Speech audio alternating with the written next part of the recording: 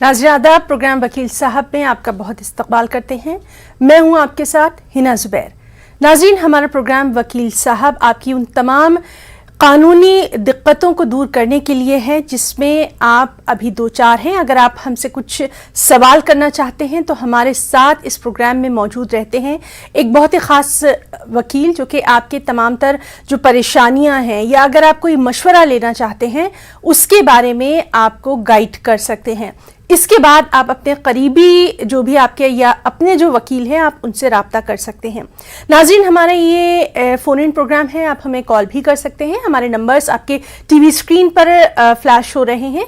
आप जब हमें कॉल करें तो बराए मेहरबानी टीवी का वॉल्यूम बिल्कुल बंद कर दें या कहीं और जाके आप हमें कॉल करें। बाद में आप ये प्रोग्राम देख भी सकते हैं, हमारे मुख्तलिफ जो सोशल मीडिया के प्लेटफॉर्म है उस पर ये मौजूद रहेगा। तो चलिए अपने प्रोग्राम का आगाज़ करेंगे और सबसे पहले हम आपका तारुफ करवा देते हैं। हमारे साथ मौजूद हैं सीनियर वकील एडवोकेट हिमाल अख्तर साहब जो कि वाइस चेयरमैन हैं बार काउंसिल ऑफ दिल्ली से। हिमाल अख्तर साहब, बहुत बहुत आपका इस्तकबाल करना चाहेंगे अपने खास प्रोग्राम वकील साहब में। नाज़रीन, हम आपको बता दें कि हिमाल अख्तर साहब जो हैं वो दिल्ली वक्फ बोर्ड के मेंबर भी रहे हैं।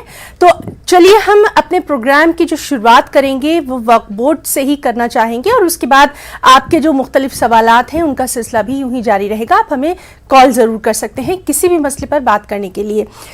हिमाल अख्तर साहब, सबसे पहले आपसे यही जानना चाहेंगे कि वक्फ बोर्ड क्या है और इसकी कितनी अहमियत? देखिए, वक्फ बोर्ड एक ऐसा इदारा है जो मुस्लिम लोगों ने अपनी चीज़ों को, जगहों को वक्फ किया है कौम की खिदमत के लिए। उसको सरकार ने एक पार्लियामेंट के ज़रिए से एक्ट बना के एक इंस्टीट्यूशन बनाया है जिसमें सरकार का कंट्रोल रहता है और उस प्रॉपर्टीज़ को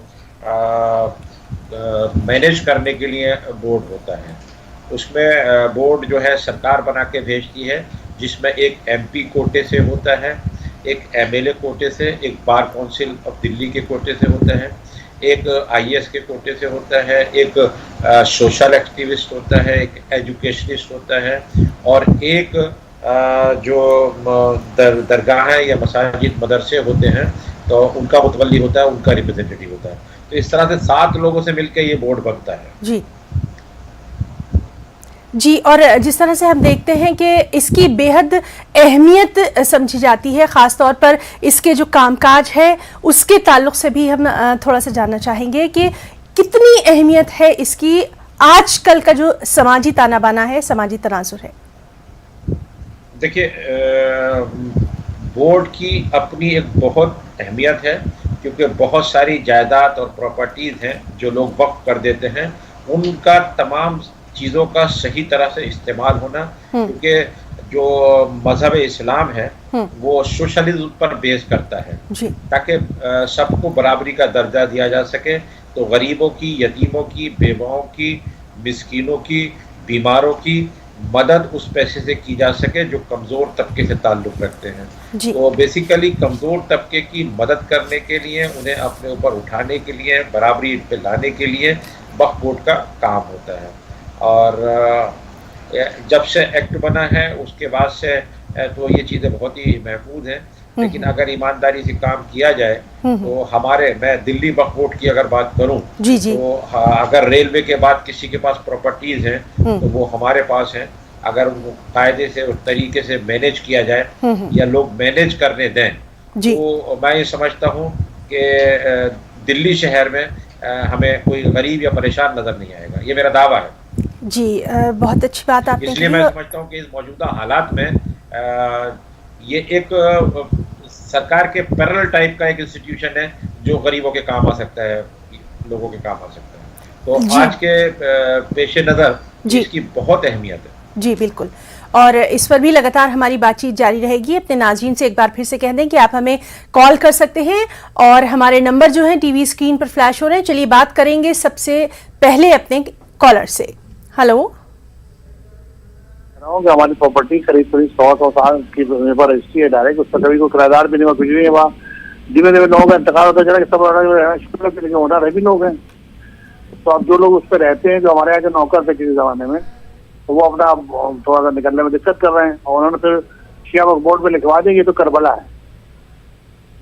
हेलो जी सर, आप अपना नाम बताइए, आपने कहाँ से कॉल किया वो भी बताइए। लखनऊ। जी, आप अपना सवाल एक बार फिर से दोहराएंगे। सवाल यही, मेरी प्रॉपर्टी है करीब करीब 1913 की रजिस्ट्री है जी। हमारे दादा के नाम से प्रॉपर्टी हो, उसके बाद उनका इंतकाल हुआ, उसके बाद उनके बेटे हैं 5 हैं, उनमें कुछ का इंतकाल हुआ, कुछ हैं उनकी औलादे हैं, तो 15-20 लोग उसके ओनर हैं। तो अब फिर उनके कुछ नौकर, 2 नौकर रहते थे हमारे, जो हमारे दादा ने उनको दे रखा था, तो वो सब शरीफ लोग थे। जब वो इंतकाल तो उनकी औलादे तो ऐसे हुए कि वो खाली करने में दिक्कत कर रहे हैं, और उन्होंने उस पर शिया वक्फ बोर्ड में, आप सुन्नत जमात की प्रॉपर्टी है, शिया वक्फ बोर्ड में करबला कैसे दर्ज देंगे? जी, बहुत शुक्रिया हमें कॉल करने के लिए। और वकील साहब भी हमारे साथ मौजूद है। वकील साहब, आप इनसे कुछ पूछना चाहेंगे? नहीं, मैं हिना, आप can you repeat the question? मुझे सवाल समझ में नहीं आया क्योंकि वॉल्यूम बहुत कम है इनका। जी, इनकी एक प्रॉपर्टी है, लखनऊ से इन साहब ने हमें कॉल किया है। इनकी एक प्रॉपर्टी थी, इनके दादा के ज़माने की थी, और उसके बाद उसके केयरटेकर के तौर पर 2 लोगों को दे दिया गया। अब उन लोगों ने उस प्रॉपर्टी को जो है करबला के तौर पर, वो कह रहे हैं करबला की ये प्रॉपर्टी है, मतलब शिया वक्फ बोर्ड और सुन्नी वक्फ बोर्ड, इस तरह का ये मामला सामने आया है। जी जी जी, देखिए, अगर इनके बाप दादा ने उस जगह को करबला के लिए वक्फ किया हुआ था तब तो ये वापस नहीं ले सकते हैं, लेकिन अगर नहीं किया था तो फिर उसको वापस ले सकते हैं दीवानी कोर्ट में मुकदमा फाइल करके। लेकिन ये देखना पड़ेगा क्या इनके जो इनके वालिदैन थे या बाप दादा थे, उन लोगों ने इस प्रॉपर्टी को वक्फ किया था या नहीं किया था, ये इम्पोर्टेंट है। जी बिल्कुल, बहुत शुक्रिया हमें जवाब देने के लिए। चलिए बात करें, कोशिश करते हैं एक और कॉलर से। हेलो सर, मैं हैदराबाद से बात कर रहा हूँ। जी जी, मेरा नाम वहीदुद्दीन है जी। मैंने अपनी एक जायदाद अपनी बच्ची के नाम हिबा कर दिया है, बाकायदा उसको 100 रुपए के स्टैम्प पेपर पे सारी तफसीलात लिख दी हैं। मेरा सवाल ये है कि क्या अब उसको नोटरी कराई जाए या वैसे ही उसको कर दिया जाए? जी, वकील साहब, आपने इनका सवाल सुना? हाँ, मैंने सुन लिया है। इनका कहना यह है कि इन्होंने अपनी जायदाद बेटी के नाम में हिबा कर दिया है। अगर हिबा कर दिया है तो उसको नोटराइज करा लेंगे तो अच्छा है, वैसे तो उसूली तौर पे इसको रजिस्टर्ड होना चाहिए। भाई, इसकी अहमियत तभी ज़्यादा बनेगी जबकि इसको रजिस्टर्ड करा लेंगे। नोटराइज करने में उतना बेनिफिट नहीं है। जी, मुझे पूरी उम्मीद है कि आपको अपने सवाल का जवाब मिल गया होगा, और इस तरह से लगातार आप हमें कॉल कर सकते हैं, तमाम जो हमारे नाज़रीन हैं। और वकील साहब हमारे साथ मौजूद हैं और आपके तमाम जो सवाल हैं उनके जवाब वो दे रहे हैं। नाज़रीन, चलिए एक बार वकील साहब, हम आपसे एक बार फिर से ये जानना चाहेंगे, अभी जो कि प्रॉपर्टी की बात आई और कागजात की भी बात आई, कई बार हमने देखा है कि ज़बानी बात हो जाती है और 2 लोगों के बीच में ये बात हो जाती है। पेपर वर्क कितना ज़रूरी है, ख़ास तौर पर जायदाद के लेन देन में या जायदाद के रख रखाव में? देखिए, कागजी कार्रवाई बहुत ज़रूरी है, उसके बिना चीज़ें नहीं बनती हैं, और कोई भी प्रॉपर्टी उस वक्त तक ट्रांसफ़र नहीं मानी जाती है जब तक कि वो लिखत में ना हो। और आज की डेट में रजिस्ट्रेशन एक्ट जब से आया है, उस डॉक्यूमेंट का रजिस्ट्रेशन होना भी ज़रूरी है। कुछ एक्सेप्शन है जहां ज़रूरी नहीं है, बाकी सब जगह ज़रूरी है। तो कागजात तो अगर प्रॉपर्टीज है तो उसमें ज़ुबानी जमा खर्च नहीं चलता है, सारी चीज़ें लिखत में होनी चाहिए और रजिस्टर्ड होनी चाहिए। जी बिल्कुल। और इसी सवाल से मुताल्लिक़ एक और हमारे पास कई बार सवाल ये भी आता है कि बाप दादा की कुछ जायदाद थी, उस वक्त उन्होंने कागजी कार्रवाई नहीं की, लेकिन अब चूँकि ज़माना आगे बढ़ गया है, टेक्नोलॉजी का ज़माना हो गया है, क्या अब उसी जायदाद पर किसी तरह की कागजी कार्रवाई करके वो उसको महफूज रख सकते हैं? हाँ, बिल्कुल, आपने ठीक कहा। क्योंकि जो दादा इलाही जायदाद जिसको कहते हैं, अगर वो होती है और उनके कागजात मौजूद नहीं होते हैं तो और दूसरे बहुत सारे सबूत होते हैं। अगर मान लीजिए एग्रीकल्चर लैंड है तो खसरा, खतौनी, ये सब चीज़ होती है। रिहायशी अगर है तो उसमें हाउस टैक्स का, बिजली का, पानी का, इस तरह के डॉक्यूमेंट्री सबूत होते हैं कि आपके कब्जे में है। तो उन्हीं डॉक्यूमेंट की बेस के ऊपर फर्दर डॉक्यूमेंट रजिस्टर्ड कराए जा सकते हैं, जिससे कि आगे के लिए सेफ्टी हो जाएगी। जी, और एक सवाल जो हमें लगातार कई बार आता है, हमारे नाज़रीन भी लगातार ये जानना चाहते हैं कि जब भी वो कोई जायदाद ख़रीदने जाएं, मान लीजिए वो कोई फ़्लैट लेने जाते हैं या ज़मीन का टुकड़ा ही लेने के लिए जाएं, ज़िंदगी भर की उनकी कमाई उसमें लग जाती है, किन ख़ास बातों का वो उस वक्त ध्यान रखें कानूनी तौर पर? देखिए, अगर आप खरीदने जाते हैं, जब खरीदने जाता है तो पहले एग्रीमेंट टू सेल होता है कि खरीदने का वादा, एक बयानामा, जिसको बयाना कहते हैं, बयाना रसीद कहते हैं, एडवांस रिसीट कहते हैं, तो वो भी लिखत में होनी चाहिए। उसका रजिस्टर्ड होना ज़रूरी नहीं है कि भाई इतने पैसे दिए, बाकी पैसे इतने। और उसके बाद में जब फाइनल डील हो जाती है तो उन डॉक्यूमेंट्स को रजिस्टर्ड ज़रूर होना चाहिए, चाहे वो ज़मीन का टुकड़ा हो, चाहे वो फ्लैट हो, चाहे मकान हो, कोठी हो, कोई भी चीज़ हो, तो उसका लिखत में होना चाहिए और रजिस्टर्ड ज़रूर होना चाहिए। मैं बार बार रजिस्ट्रेशन पर जोर इसलिए दे रहा हूँ कि अब लेटेस्ट कानून के मुताबिक हर डॉक्यूमेंट जो जायदाद के राइट को, इख्तियारात को ट्रांसफ़र करता है, उसका रजिस्टर्ड होना ज़रूरी है। जी बिल्कुल, और बहुत ज़रूरी मालूमात आपने हमारे तमाम नाज़रीन तक दी है। और हम आपसे ये भी जानना चाहते हैं, चूँकि वक्फ बोर्ड के कामों से भी आप जुड़े रहे हैं और अक्सर व बेशतर हमने ये देखा है कि वक्फ बोर्ड अराज़ियात में कब्ज़ा जात एक आम बात हो गई है, इसके लिए हमारा जो कानून है वो क्या कुछ कहता है? देखिए, कानून में अब तो वक्फ बोर्ड को बहुत सारी पावर दे दी गई हैं। अब उन्होंने पहले मैटर सारे सिविल कोर्ट पे चलते थे, लेकिन अब उन्होंने वक्फ बोर्ड की स्पेशल ट्रिब्यूनल्स बना दी ट्रिब्यूनल्स बना दी हैं, और जो बोर्ड का CEO होता है, चीफ एग्जीक्यूटिव ऑफिसर होता है, उसको खाली कराने की पावर दे दी है सेक्शन 54 वक्फ बोर्ड एक्ट पे। नोटिस दिया जाता है और नोटिस देने के बाद में उसको CO प्रोसीडिंग चला के और उसको इविक्शन ऑर्डर पास करा देता है, और उस इविक्शन का अप्रूवल ट्रिब्यूनल से लिया जाता है। तो अब तो कानूनी बहुत सारे इख्तियारात हैं उन तमाम जायदाद पे जिन पे वक्फ बोर्ड की लोगों का कब्जा है, कानूनी एतबार से उनको खाली कराया जा सकता है। जी बिल्कुल, और चलिए हमारे पास एक और कॉल आ रही है, उनको हम सुनते हैं। हेलो हेलो हेलो जी, आप सबसे पहले टीवी की आवाज बंद कर दीजिए और फिर आप अपना नाम बताइए, सवाल करिए। हो गया जी, सवाल करिए सर। हेलो, अपना सवाल करिए सर। हाँ, मेरा ये जमीन कुछ खरीदा, ये उस पर सिर्फ अतारनी है, अतारनी ले लिया मैंने मालिक से, ठीक है ना, तो उस पर मकान मैंने बनाया। हाँ जी, समझ आ गया सवाल? जी जी। तो फिर आप क्या करने उसके लिए हम कागजात बनाए या यही ठीक रहेगा?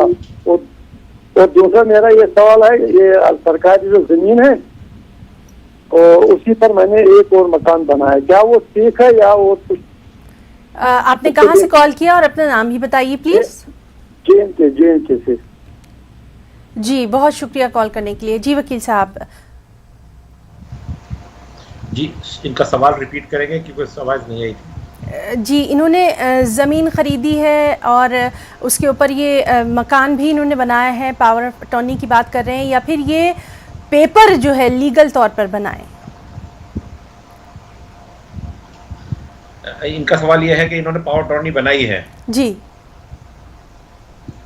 और ज़मीन खरीदी है इन्होंने, तो जी जी। हेलो जी, हेलो जी जी जी। हाँ, इनका है कि ज़मीन इन्होंने खरीदी है। देखिए, पावर ऑफ अटॉर्नी के कोई मानी नहीं है आज की डेट में लेटेस्ट लॉ में। अगर कोई प्रॉपर्टी इन्होंने खरीदी है तो उसका सेल डीड जो बैनामा कहलाता है उसको रजिस्टर्ड होना ज़रूरी है।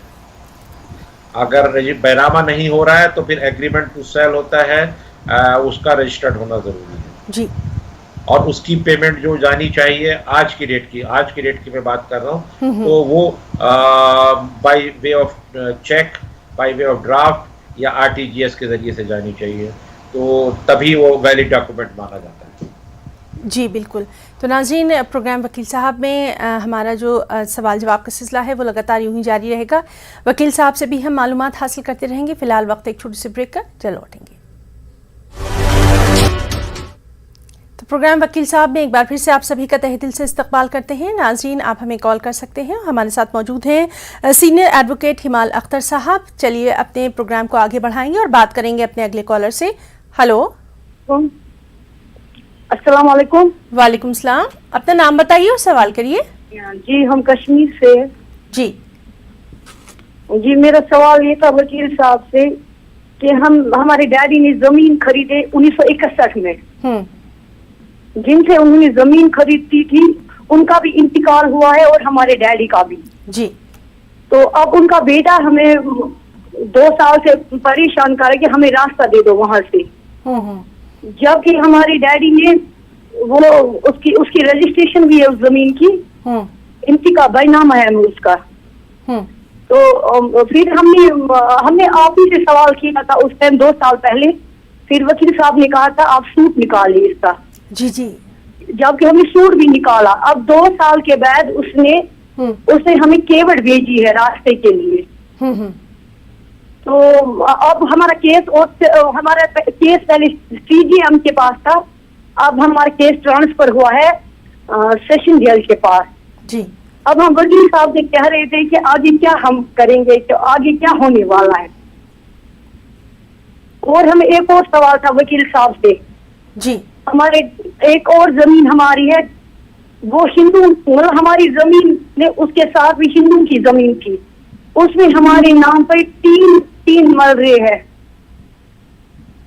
वो हमें वो खुद का आस्त भी है, उसके लिए हम क्या करें। जी बिल्कुल, बहुत शुक्रिया कॉल करने के लिए। जी वकील साहब, आपको इनका सवाल जो है वो सुनाई दिया? देखिए, हाँ, मुझे इनका सवाल समझ में आ गया। पहला सवाल इनका ये है कि इनके वालिद ने ज़मीन खरीदी थी और जिससे खरीदी थी उसकी और इनके वालिद की दोनों की डेथ हो चुकी है। जी। अगर इनके पास पेपर्स हैं और इन्होंने केस फाइल कर रखा है, तो अगर पेपर्स हैं तो इन्हें उनका रास्ता देने की ज़रूरत नहीं है, क्योंकि उसमें लिखा होगा और जितना लिखा हुआ है फिर उतना इम्प्लीमेंट होगा। अगर इनके पास कागज़ हैं तो इन्हें घबराने की कोई ज़रूरत नहीं है। अब इनका CJM की कोर्ट से मैटर सेशन कोर्ट में चला गया है, तो ये वहाँ से भी मुकदमा जीतेंगे। पहला सवाल तो इनका ये था। जी। तो इसमें क्योंकि मुकदमे वक्त लगने की बात है, कुछ हमारे यहाँ सिस्टम इस तरह का है, लेकिन अगर कागज में इनका राइट लिखा हुआ है, रजिस्टर्ड है, 1971 का है, तो इनका राइट पक्का है, कोई दिक्कत वाली बात नहीं। जी। दूसरा सवाल इनका ये था कि एक और ज़मीन है, किसी और की ज़मीन है, उसमें इनका सवाल क्या था वो मुझे नहीं समझ में आया। इनकी ज़मीन है, कोई बराबर में दूसरे की ज़मीन है, उसमें क्या पूछना चाह रहे थे? ये कई मंजिलें उस पर बनाना चाहती हैं और उसके ताल्लुक से किस तरह के ये पेपर अपने तैयार करें, क्या इन्हें कहीं से इजाज़त लेनी होगी? यस, इनके लिए वहाँ जो लोकल बॉडीज होगी कश्मीर में, जो म्युनिसिपल, जैसे हमारे यहाँ दिल्ली में MCD है, वहाँ इनकी लोकल बॉडीज होगी, वहाँ से नक्शा पास होता है। तो सबसे पहले वहाँ का आर्किटेक्ट इंगेज करके और वहाँ से MCD से नक्शा पास करा लें, और जब नक्शा पास हो जाएगा तो फिर इनके कंस्ट्रक्शन को कोई नहीं रोक सकता। जी बिल्कुल, बहुत शुक्रिया। और हमें उम्मीद है कि आपको अपने सवाल का जवाब मिल गया होगा। अब अपने करीबी जो वकील हैं, आपके अपने वकील हैं, उनसे आप रुजू कर सकती हैं। चलिए बात करेंगे एक और कॉलर से। हेलो। मैं हैदराबाद से बात कर रहा हूँ। जी सर। हेलो जी, अपना नाम बताइए और सवाल करिए, वकील साहब मौजूद हैं। जी हाँ, मेरा नाम सैयद वहीद हाशमी है। जी। सवाल ये है कि शोहर का इंतकाल हो गया जी, तो बीवी है, बीवी के जो है मतलब जायदाद में क्या हुकूक होते हैं? जायदाद जो है शोहर के नाम पे है और कागजात पेपरा उनकी अम्मा के पास है। जी, बहुत शुक्रिया हमें कॉल करने के। जी, आपका सवाल वकील साहब तक पहुंच गया है, बहुत शुक्रिया। जी वकील साहब। कागज किसी इनका सवाल ये है कि पेपर जो है वो शौहर के नाम में है, शौहर का इंतकाल हो गया है और पेपर माँ के पास है, बीवी उनका हक जानने की कोशिश कर रही कि उसका कितना है। जी। तो मुस्लिम पर्सनल लॉ के अकॉर्डिंगली जो इनका हिस्सा बनता है, कागज किसी के पास भी हो, अगर डॉक्यूमेंट रजिस्टर्ड है तो उसको रजिस्ट्रार ऑफिस से निकलवा सकते हैं और अपना बंटवारे का हिस्सा मांग सकते हैं। माँ को उसका हिस्सा मिलेगा, बीवी को उसका हिस्सा मिलेगा। किसी के दूसरे के पास कागज रखे होने से किसी का हिस्सा नहीं मारा जा सकता। जी, जी बहुत शुक्रिया। चलिए बात करेंगे एक और कॉलर से। हेलो हेलो हेलो, हाँ जी जी अस्सलाम वालेकुम। आप अपना नाम बताइए और कहाँ से कॉल किया वो भी बताइए। मेरा नाम है रियाज अहमद, मैं कश्मीर से बात कर रहा हूँ जी। जी क्योंकि मेरे पापा की डेथ हुई है, उनने जमीन ली थी, जिनसे जमीन ली थी वो ना मुझे वहाँ से चलने देता है ना पानी उसमें देता है। एक सवाल तो ये है मुझे आपसे, और दूसरा सवाल है कि मैंने एक शख्स से अभी जमीन रिसेंटली ली थी, पर वो मुझे अब कागज नहीं देता है, जबकि उसने मुझे सारा पैसा लिया है। अब उसकी जमीन पर मैंने थोड़ा कब्जा तो जमा के रखा है, लेकिन ना वो अभी कागज देता है। क्या इसके बारे में क्या उसको मैं उसके खिलाफ मैं केस दायर कर सकता हूँ, और उसमें मैं क्या कर सकता हूँ? आपने जो पहले जमीन की बात करी थी, क्या उसमें किसी तरह की कोई कागजी कार्रवाई हुई थी? जी नहीं, कागज तो हमारे पास है, वो 4 कनाल जमीन है, और जिसका लिया था उसी के उधर से हमें पानी भी मिलता था उसको, और रास्ता भी था, क्योंकि वो ना मुझे वहाँ से चलने देता है और ना वहाँ से पानी देता है। क्या मैं इसका केस दायर कर सकता हूँ और ये केस हद तक मैं जीत सकता हूँ? जी वकील साहब, जमीन का फिर से मामला है। पहला सवाल आपका ये था कि जो 4 कैनाल आपने जमीन ली है और उसमें पानी के बारे में भी लिखा हुआ है, तो अगर लिखा हुआ है तो आप रेवेन्यू डिपार्टमेंट को अप्रोच कर सकते हैं और वहाँ अप्रोच करके वहाँ एप्लीकेशन लगा सकते हैं और वहाँ से अपने हुकूक का क्लेम कर सकते हैं कि मेरे कागजों के मुताबिक इस जमीन में पानी भी इधर से आना है, ये चीज भी इधर से आनी है, तो वो आपको हक मिलेगा बशर्त उन कागजों में लिखा हुआ है तो। और दूसरा इनका सवाल क्या था? जमीन इन्होंने ली थी, जो जिससे ली थी उन्होंने पैसा ले लिया है, लेकिन इनको कोई कागज नहीं दिया। सवाल इनका ये था कि कागज दिया नहीं या किया नहीं, देखो दोनों में फर्क है। अगर कागज हो गए हैं और नहीं दिया है तब तो रजिस्ट्रार ऑफिस से लिया जा सकता है जहाँ रजिस्टर्ड हुए हैं, और अगर डॉक्यूमेंट रजिस्टर्ड ही नहीं हुए थे और सिर्फ कब्जा इन्हें दे दिया था तो पहले ये उसे नोटिस दें कि मैं इसके इतने इतने पैसे दे चुका हूँ, उसका पैसे देने का सबूत लगाएं और ये कहें कि आके इन ज़मीन का इतने जो कीमत थी मैं दे चुका हूँ, इसके आके कागज़ रजिस्टर्ड करें। फिर उसके बाद में ये दावा फाइल कर सकते हैं नोटिस देने के बाद। जी वकील साहब, जिस तरह से लगातार हमारे पास इसी तरह की सवाल आ रहे हैं, इस तरह की क्वेरीज आ रही हैं, वहाँ पर हम आपसे अपने नाज़रीन के लिए ज़रूर जानना चाहेंगे, क्योंकि आप जानकार हैं आज के ज़माने में जब हम इतना आगे बढ़ चुके हैं, टेक्नोलॉजी हमारे पास मौजूद है, आज भी क्यों लोग सिर्फ ज़बानी जमा खर्च पर जायदाद वगैरह की बात तय करते हैं?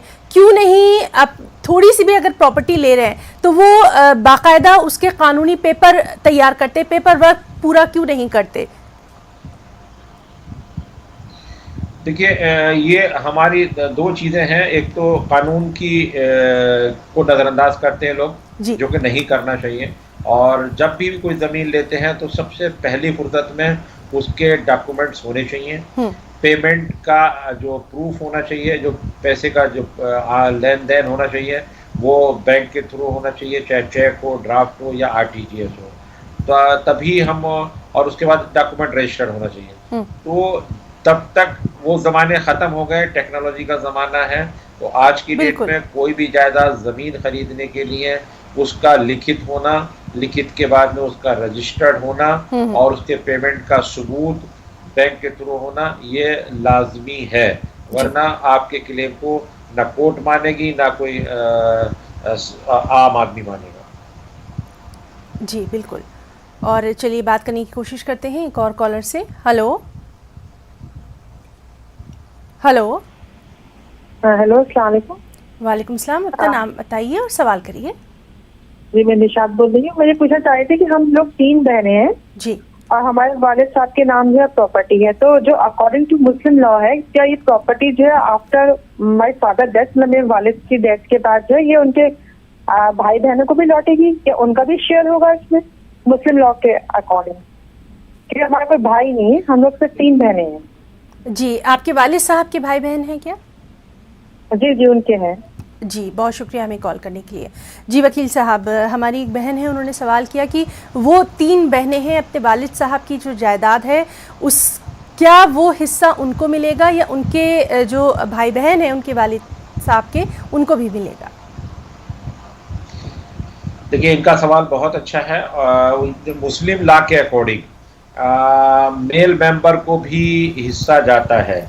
इनके मुताबिक इनके भाई नहीं हैं, तो अगर इनके भाई नहीं हैं तो इनके वालिद के जो भाई वगैरह होंगे तो उनको भी हिस्सा जाएगा। इन तीनों बहनों को भी मिलेगा, 1/8 इन तीनों बहनों को भी मिलेगा, लेकिन एक बड़ा हिस्सा मेल मेंबर को भी जाएगा जो इनकी फैमिली में इनके वालिद के भाई होंगे, उनको जाएगा। जी, लेकिन इनको भी मिलेगा। जी जी, बहुत शुक्रिया, आपने काफ़ी तफसील से इस सवाल का जो है जवाब दिया है। चलिए बात करेंगे एक और कॉलर से। Hello hello.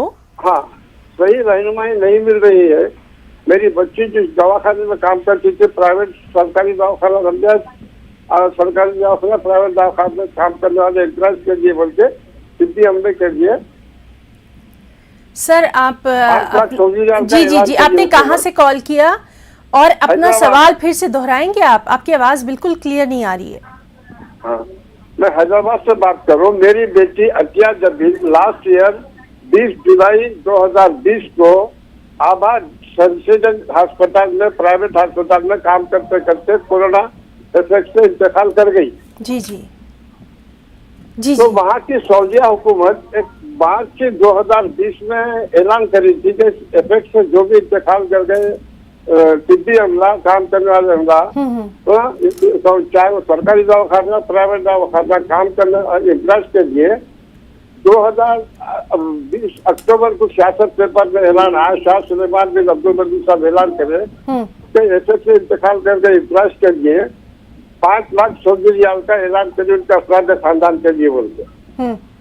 आज उसकी सही रहनुमाई नहीं मिल रहा, तो कोई बोलता है इंडियन एम्बेसी में जाके काम करो।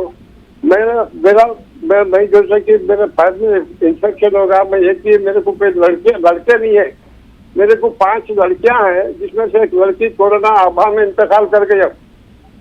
अब मेरे को 4 लड़कियां हैं। जी, जो वकील साहब, इनका सवाल जो समझ में आया वो ये कि एक प्राइवेट अस्पताल में काम करती थी इनकी बेटी और उसकी जो है वो इंतकाल कर गई कोरोना से, और वो सऊदीया में काम करती थी। तो अब क्या इनको कुछ कंपनसेशन या कुछ ऐसा मिल सकता है? हाँ, ये बताया, साथ साथ इन्होंने ये भी बताया, इनका जवाब खुद सवाल में था कि सऊदीया की सरकार ने ऐलान किया था कि जो जिनकी डेथ कोरोना से होगी उन्हें कुछ कंपनसेशन देंगे। जी जी। तो इनके लिए रास्ता ये है कि वहाँ की जाके मिनिस्ट्री में जाके पता करें कि कंपनसेशन के क्लेम को कौन डिपार्टमेंट डील कर रहा है। उसी डिपार्टमेंट में कोई फॉर्म वगैरह होगा, एप्लीकेशन होगी, मूव करेंगे तो इनको पैसा मिलेगा। इनको करना चाहिए। जी बिल्कुल, बहुत शुक्रिया। चलिए बात करेंगे एक और कॉलर से। Hello hello. हेलो, अस्सलाम वालेकुम। वालेकुम सलाम सर, अपना नाम बताइए, सवाल करिए। हाँ, अभी ये टीवी की आवाज बंद करके आप अपना सवाल कर सकते हैं सर।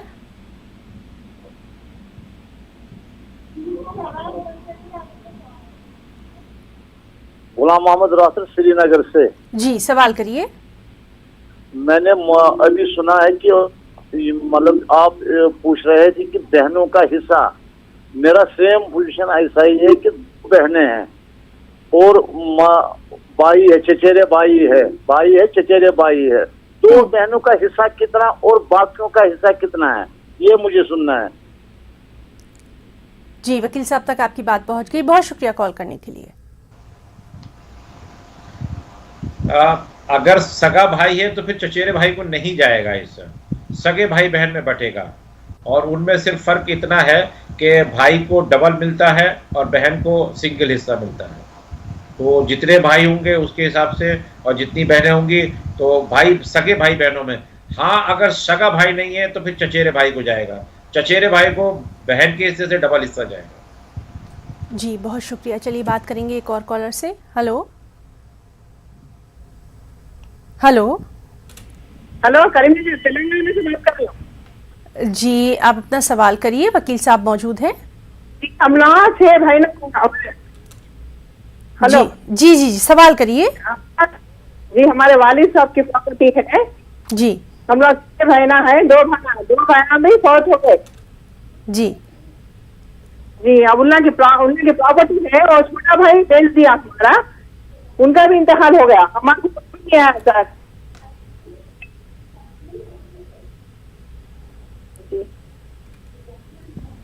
जी बहुत शुक्रिया हमें कॉल करने के लिए। वालिद साहब की जायदाद है और उसमें 6 बहनें 2 भाई की जिक्र कर रही हैं, कुछ लोगों का इंतकाल भी हो गया है, इसके ताल्लुक से वकील साहब जानना चाहेंगे। हाँ देखिए, मैं ये बता दूं कि जिस भाई बहन का इंतकाल वालिद की जिंदगी में हो गया है तो उसका हिस्सा खत्म हो जाता है मुस्लिम लॉ के अकॉर्डिंगली। जो उनकी हयात में थे, मौजूद थे, उनकी ज़िंदगी में मौजूद थे और उन वालिद की जब डेथ हुई जितने बच्चे थे उसके हिसाब से बहनों को अगर 1 रुपया मिलेगा तो भाई को 2 रुपया। सपोज अगर 4 बहनें थी तो और दो भाई फॉर एग्जाम्पल, तो 2 भाई जो हैं उनको 2-2 हिस्से मिलेंगे, तो 4 हिस्से हो गए। 4 बहनें जो हैं उन्हें सिंगल मिलेगा, तो 8 हिस्से टोटल मिला के हो गए। बहनों को 1/8 और भाइयों को 2/8 मिलेगा। ये है तरीका इसका पार्टीशन का। जी जी जी बहुत शुक्रिया। और चलिए बात करने की कोशिश करते हैं एक और कॉलर से। हाँ अस्सलाम वालेकुम। वालेकुम सलाम सर, अपना सवाल करिए। मैं कश्मीर से बोल रहा हूँ, गुलाम मेरा नाम है जी। सवाल है कि जो वकील साहब से पूछे कि जो आबादी का जमीन होता है वो कैसे मिल्कियत बनती है। आप अपना सवाल दोहराएंगे, वकील साहब आपकी बात सुन रहे हैं। हाँ बस सवाल यही है मेरा, है जो आबादी का जमीन होता है उसमें कैसे मिल्कियत बन सकती है वो। हाँ, आबादी देह का मतलब ये होता है जो जमीन लाल डोरे में होती है, उसका बंटवारा पूछ रहे हैं, कैसे पूछ रहे हैं, क्या पूछ रहे हैं? जी उस बनाने मिल्कियत तो कैसे मिल्कियत के ताल्लुक से जानना चाहते हैं, मिल्कियत उसमें कैसे। जी जी बहुत शुक्रिया कॉल करने के लिए। देखिए, आबादी देह की जमीन है, उसकी सेल डीड वगैरह तो नहीं होती है, लेकिन सरकारी रिकॉर्ड में कहीं ना कहीं इंदराज जरूर होता है, चाहे खसरा, खतौनी, गिरदावरी, कहीं ना कहीं वो रिकॉर्ड होता है। रेवेन्यू का जो रिकॉर्ड होता है कि उसमें आपके पोजीशन के सबूत होते हैं, वही सबूत जो कब्जे के सबूत होते हैं वही मिल्कियत के डॉक्यूमेंट माने जाते हैं। जी वकील साहब बहुत शुक्रिया जवाब देने के लिए, और लगातार हमारा ये प्रोग्राम वकील साहब जारी रहेगा, आप हमें कॉल कर सकते हैं। फिलहाल यहाँ पर हम रुकना चाहेंगे एक छोटी सी ब्रेक के लिए, चलो ठीक है। नाज़रीन, प्रोग्राम वकील साहब में एक बार फिर से आप सभी का तहे दिल से इस्तकबाल करते हैं। हमारे साथ मौजूद हैं एडवोकेट हिमाल अख्तर साहब जो कि वाइस चेयरमैन हैं बार काउंसिल ऑफ दिल्ली से। चलिए अपने प्रोग्राम को आगे बढ़ाएंगे और बात करेंगे अपने अगले कॉलर से। Hello hello. हाँ हेलो जी अस्सलाम वालेकुम सर, आप अपना नाम बताइए और सवाल करिए। मेरा नाम गुलजार अहमद है जी। गुलजार अहमद मेरा नाम है। मेरा मसला है कि जो मैं हूँ, मेरे चचेरे बहन जो है उनका मतलब भाई कोई नहीं है, उनका भाई कोई नहीं। अब जो प्रॉपर्टी है, हम मतलब 5-8 चचेरे भाई हैं, उनका भाई कोई अपना नहीं है। जब हम सूरह निसा मुताला करते हैं वहाँ लिखा है कि बहनों को मिलेगा 2/3 बहनों को मिलेगा, फिर उसमें से उस हिसाब से चचेरी भाइयों को मिलता है 33%। यही है, यही मेरा सवाल है, उनको कितना मिलेगा और जो चचेरे भाई हैं उनको कितना मिलेगा, क्योंकि उनका कोई जी। बहुत शुक्रिया हमें कॉल करने के लिए, बहुत शुक्रिया आपका हमें कॉल करने के लिए, दोबारा कॉल करने के लिए। तो जी वकील साहब, इन्होंने इससे पहले भी अभी यही सवाल किया था, तो थोड़ा सा और क्लैरिफिकेशन वो चाहते हैं।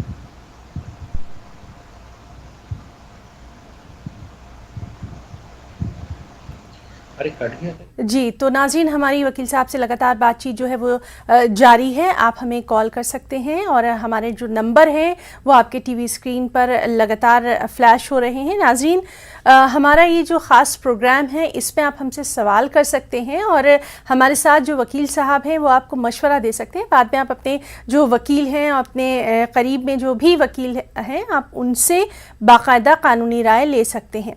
चलिए बात करेंगे अपने अगले कॉलर से। हेलो अस्सलाम वालेकुम। वालेकुम सलाम।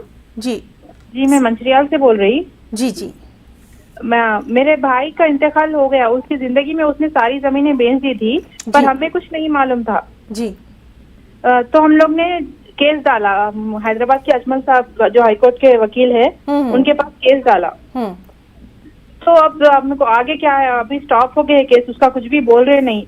चिचेरे भाई का हाथ है, हमारे चिचेरे भाई का हाथ है उसमें, वो डील कर ले रहे वहां से वहां बोल के मालूम हुआ हमको। केस डाला तो भी हमारा कुछ भी मालूम नहीं हुआ, तो आगे के बढ़ने का क्या सवाल करते जी जी, आपसे हम ये जरूर जानना चाहेंगे, आपके भाई का जब इंतकाल हुआ उस वक्त क्या कुछ कागजी कार्रवाई थी, उसके ताल्लुक से आपको कोई इत्तला है? कुछ नहीं है। तो जो जमीनें उन्होंने जो बेच दी हैं उसके ताल्लुक से कोई इत्तला, वो आपको कैसे पता चला? उनका इंतकाल हो गया तो हम लोग हमारे जहाँ है वहाँ मालूम करे, तो जब मालूम हुआ कि उन्होंने सारे बेच दिए। जी, इस सिलसिले में फिर आपने वकील से राब्ता किया? वकील से राब्ता किया, सारे के सारे पेपर्स दिए और हम लोग 4 बहनें पूरे मिलके वो जिसने खरीदा उनके ऊपर केस डाले, मगर आगे कुछ नहीं बढ़ा। डाल के भी 2 साल हो रहे और तो कुछ सामने आगे कुछ नहीं आ रहा। तो चिचेरे भाई खामोश बिठा रहे, कुछ नहीं होता, समझ में नहीं आ रहा या क्या है, केस तो बढ़ रहा नहीं आगे। जी बिल्कुल बिल्कुल, हमारे साथ वकील साहब मौजूद हैं, हम उन्हीं से आपका सवाल जो है उन तक हमने पहुंचा दिया है। जी वकील साहब जरा बताएंगे? जी जी जी बिल्कुल, ये मंचरियाल हैदराबाद के करीब है, वहाँ से इन्होंने हमें कॉल किया था, हमारी बहन है, उनके भाई का इंतकाल हो गया और भाई ने अपनी ज़िंदगी में ही जो भी उनकी ज़मीन जायदाद थी वो बेच दी थी। बहनों को उसके बारे में पता नहीं था, जब इन्हें पता चला तो इन्होंने फिर कानूनी कार्रवाई की। 2 साल हो चुके लेकिन वो कानूनी कार्रवाई आगे नहीं बढ़ रही है, तो इस सिलसिले में अब ये क्या करें? देखिए, अगर कानूनी कार्रवाई अपने वकील से रब्ता करें, और इनका क्लेम बिल्कुल जायज़ है कि अगर भाई ने इनकी बिना मशवरे के जगह भेज दी थी तो ये उसको उस डॉक्यूमेंट को कैंसिल करा सकते हैं। तो मुझे उम्मीद है इनके वकील साहब ने इन्हें यही राय दी होगी उस डॉक्यूमेंट को कैंसिल कराने के लिए। लेकिन थोड़ा सा हमारे यहाँ प्रोसेस समझ लीजिए, या कानून की पेचीदगी है, दीवानी के मुकदमे थोड़ा आहिस्ता आहिस्ता चलते हैं, तो लेकिन ये फिर भी उसको तेज़ रफ्तार से चलवा सकते हैं अपने वकील साहब से कहेंगे। जी बिल्कुल, चलिए बात करने की कोशिश करते हैं अपने एक और कॉलर से। हेलो हेलो हेलो, आप टीवी की आवाज बिल्कुल बंद करिए और अपना सवाल करिए सर। हेलो, आप अपना सवाल करिए वरना जी जी मंचियाल से टीवी की आवाज बंद करके आप सवाल करिए वरना आपकी जो कॉल है वो कट जाएगी। ये जमीन, हेलो, सवाल करिए।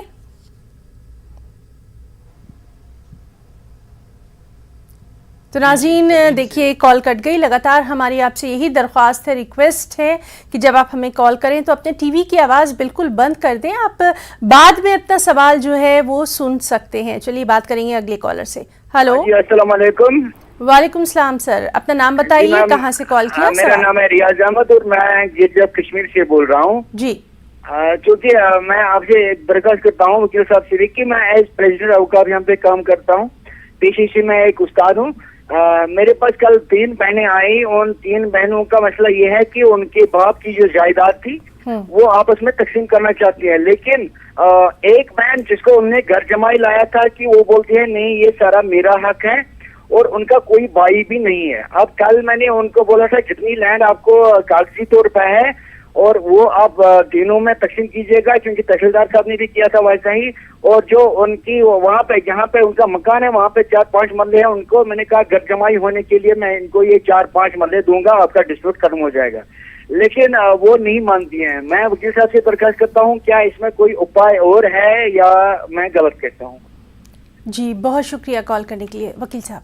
इनका उपाय यही है कि अपना वालिद साहब का डेथ सर्टिफिकेट लगाएं और उनके जानशीन वाला सर्टिफिकेट लगा के और जो रेवेन्यू रिकॉर्ड है उस रिकॉर्ड में अपना हिस्सा चढ़ा लें, तो रेवेन्यू रिकॉर्ड जो होगा उनके हिस्से के मुताबिक उनकी ज़मीन उनके नाम में इंदराज कर देगा। जी बिल्कुल, और बहुत शुक्रिया वकील साहब। चलिए बात करने की कोशिश करते हैं एक और कॉलर से। हेलो हेलो हेलो हेलो, अस्सलाम वालेकुम। वालेकुम सलाम सर, आप अपना नाम बताइए, सवाल करिए। मेरा नाम है फारूक अहमद, मैं कश्मीर से। जी मेरा सवाल है जो दफा 4 दफा वो जमीन है कास्ट जमीन, समझा गया मैम? जी जी जी, आप अपना सवाल थोड़ा जोर से करेंगे जरा, आपकी आवाज क्लियर नहीं आ रही। जो जमीन कास्ट का जमीन है दफा 4 दफा 8 कश्मीर में जी, अगर किसी का ऐतराज हो तो मैं भेज सकता हूँ। जी वकील साहब कुछ पूछना चाहेंगे इनसे? हाँ हाँ बिल्कुल सही पूछ रहे हैं कि वो दफ़े 4 और दफ़े 8 की बात कर रहे हैं कि अगर कोई एतराज़ है तो भेज सकते हैं कि अगर किसी अथॉरिटी ने इनके खिलाफ कोई स्टे नहीं किया है, चाहे रेवेन्यू अथॉरिटी हो या सिविल कोर्ट हो, अगर स्टे नहीं किया है तो ये भेज सकते हैं। जी वकील साहब बहुत शुक्रिया। और नाज़रीन लगातार आपकी कॉल्स का सिलसिला जो है वो यूं ही जारी है। आप हमें कॉल कर सकते हैं, नंबर जो है वो आप अपने टीवी स्क्रीन पर देख सकते हैं। सिर्फ जब आप हमें कॉल करें बराए मेहरबानी टीवी की आवाज़ बिल्कुल बंद कर दें। चलिए बात करेंगे एक और कॉलर से। हेलो हेलो हेलो जी अस्सलाम वालेकुम। मैं वकील साहब से बात करना चाहता हूँ। आपकी आवाज़ वकील साहब तक पहुँच रही है। अपना नाम बताइए, कहाँ से मैं कॉल कश्मीर किया? से वकील साहब से बात। जी अपना सवाल करिए। हेलो मैं कश्मीर से हूँ, गुलाम नबी मेरा नाम है। हेलो सुन रहे हैं? सुन आप पा रहे अपना हैं? सवाल करिए, वकील साहब मौजूद हैं। चलो हेलो मैं कश्मीर से बोल रहा हूँ। आगे। हाँ मेरा हमारे बाप का हिस्सा 2 भाइयों में तकसीम हुआ है। जी हमारे भाइयों का हिस्सा हमारे बाप का हिस्सा 2 भाइयों में तकसीम हुआ है। जब ये तकसीम हुआ है उस वक्त आर्जी तौर पर हुआ था। भाई मर गया, अब उसके बच्चे जी जी और जमीन की जो हैसियत है वो उनके हक में हुई है। अच्छी खासी जमीन जो उसके हक में, भाई तो मर गया है। अब भतीजे मैं उनको कहता हूँ कि आप हस्ब हैसियत जमीन की तकसीम करूंगा, मगर वो नहीं मानते। क्या कानून में इसमें कोई की जवाब है तो मैं कानून पर जा सकता हूँ?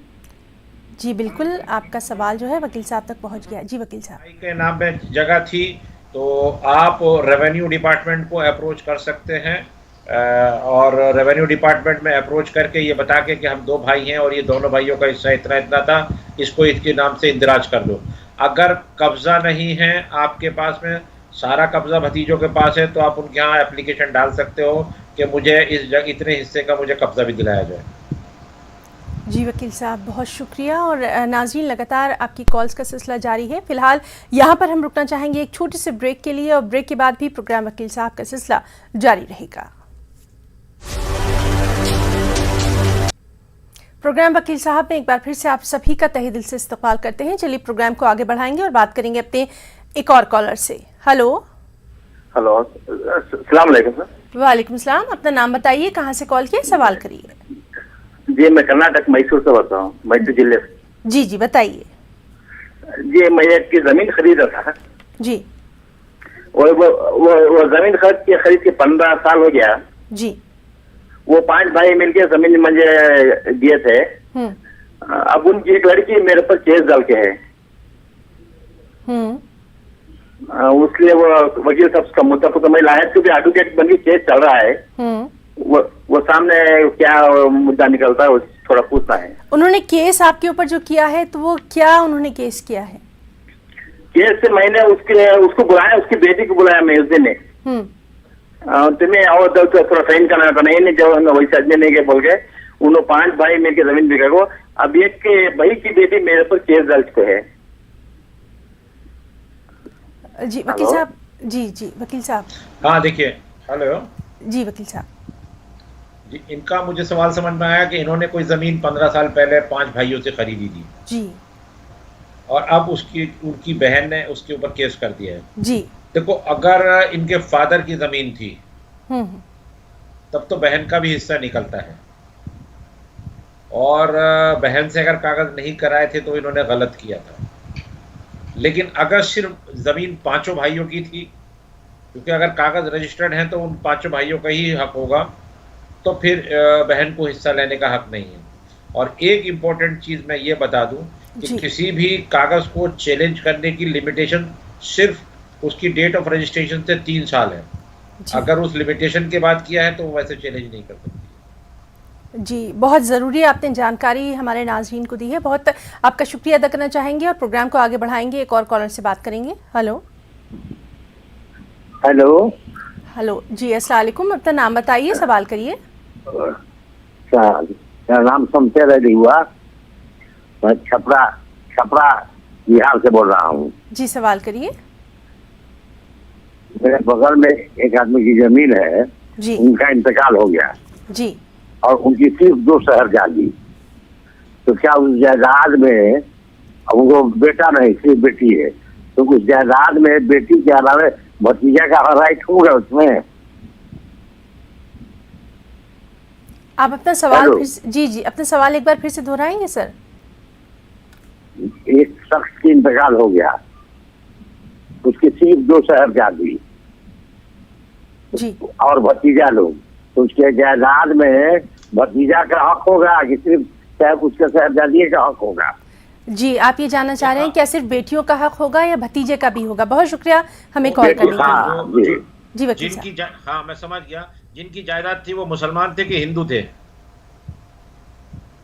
सर वो मुस्लिम थे। अगर मुस्लिम थे तो भतीजे को भी हिस्सा जाएगा जी। भतीजे को हिस्सा इसलिए जाएगा कि उनका अपना बेटा नहीं था जी, क्योंकि मुस्लिम लॉ के अकॉर्डिंगली मेल मेंबर को हिस्सा जाना भी जरूरी होता है जी। अगर अपना बेटा नहीं होता तो फिर भतीजे या भाई को जाता है। जी बिल्कुल, बहुत शुक्रिया। चलिए बात करेंगे एक और कॉलर से। Hello hello. हाँ मैं बहराइच से बोल रहा हूँ। जी अस्सलाम वालेकुम सर, आप अपना नाम बताइए और सवाल कर सकते हैं। मेरा नाम हसन माम है, मैं बहराइच के नगरौर गांव से बोल रहा हूँ। जी। मेरे गांव में जर्जर पोल और तार कई हफ्ते से लटके हुए हैं, विभाग कोई ध्यान नहीं दे रहा है। जी जी, कई बार मतलब लिखा पढ़ी के बाद भी कोई जवाब मतलब कोई इस तरह का नहीं दिया जा रहा है, जिससे आम जनता भी परेशान है और हम लोग भी मतलब परेशान है। मतलब जी बहुत शुक्रिया हमें कॉल करने के लिए। काम कर सकते हैं कि कंसर्न थाने को, एसएसपी को और पब्लिक ग्रीवांसेस सेल होता है हर डिस्ट्रिक्ट में, वहाँ कीजिए। डीएम को, एसएसपी को, सबको कंप्लेंट लोगों की तरफ से बना के दीजिए कि ये हमारी प्रॉब्लम्स हैं, इन पे ध्यान नहीं दिया जा रहा है, इसकी वजह से किसी की जान माल का नुकसान होगा तो उसकी जिम्मेदारी एडमिनिस्ट्रेशन की होगी। तो मैं समझता हूँ कि जब सब जगह एप्लीकेशन देंगे तो उसकी कहीं ना कहीं सुनवाई होगी, और अगर नहीं होती है तो फिर आपके पास एक रास्ता बन जाता है कि हाई कोर्ट में पब्लिक इंटरेस्ट लिटिगेशन फाइल करने। जी वकील साहब, तो आपका बहुत बहुत शुक्रिया अदा करना चाहेंगे। आपने बहुत अपना कीमती वक्त हमारे तमाम नाज़रीन के लिए दिया। और नाज़रीन, हमारा ये प्रोग्राम वकील साहब आज यहीं इख्तिताम पजीर होता है। न्यूज़ 18 उर्दू की पूरी टीम को इजाज़त दीजिए। आदाब।